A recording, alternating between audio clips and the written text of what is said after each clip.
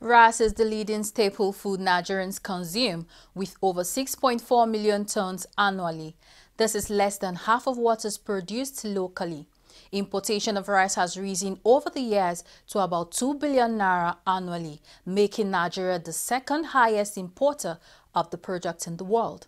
To encourage local production of rice, Growth and Employment in States, GEMS 4, a UK-funded Department for International Development, DFID, has embarked on a mapping exercise to provide more comprehensive on rice padding production in Nigeria, which will support the development of supply chain in the industry.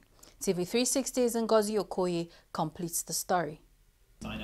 Investors, sector regulators, extension workers and other key players in the non-oil sector of Nigeria are gathered here. Their objective is connecting the existing value chain in the agricultural industry to promote rice production. Over the past 2 to 3 years, it's become a lot clearer that we're looking to really drive towards self-sufficiency.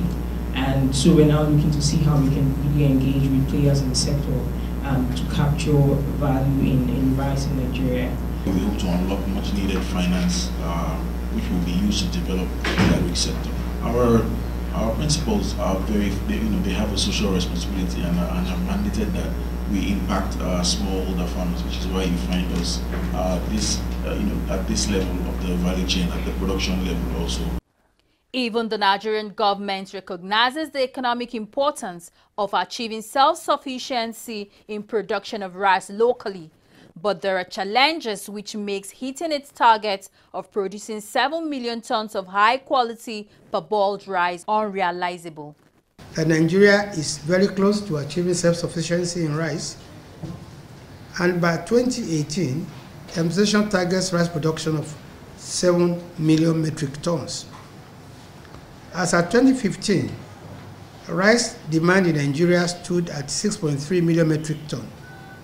There's also the fact that locally produced rice is safer, tastier, and healthier.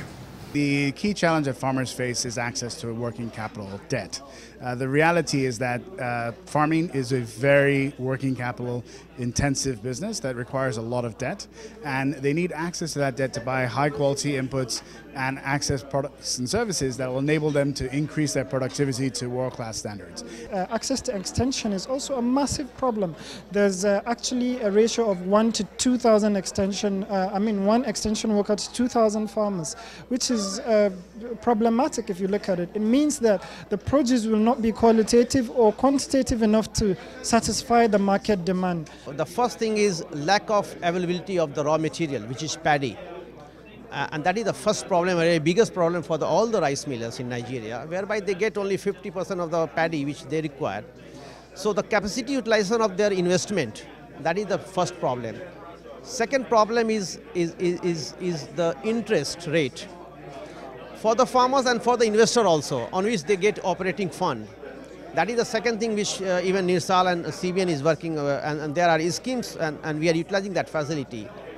Third thing is post-harvest logistics, connectivity to the markets, regulation of the markets, so that whatever arrives into the market in a good time, in a good quantity, there are off-takers who buys it instantly, and farmers who has invested for all 6 months or 5 months of cropping, they get their returns immediate.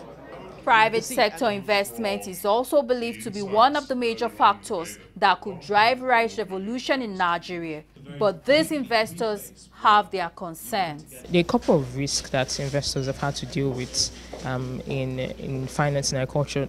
Nasir, when he spoke earlier today, he mentioned one of them, which is that there's literally no data available or no accurate data available for investors in Nigeria. Because before you do an investment, you have to have a good understanding. Would this crop grow well in that region? Is the soil good enough? How much fertilizer should I apply? How much money do I require to invest in irrigation or invest in a mill? That data is not available. Even in terms of planning your supply chain, should I set up my mill in Niger State or should I set it up in Lagos State, that will require a good understanding of how many farmers are in those two states. There's no data that can really provide that perspective for investors. Also in terms of managing value chain risk. Experts say Nigeria is a big country. We should be a net exporter of rice and not importer. Nigeria's exports, they believe, can affect the market in the West African sub-region. Ngozi Okoye, TV 360, Lagos.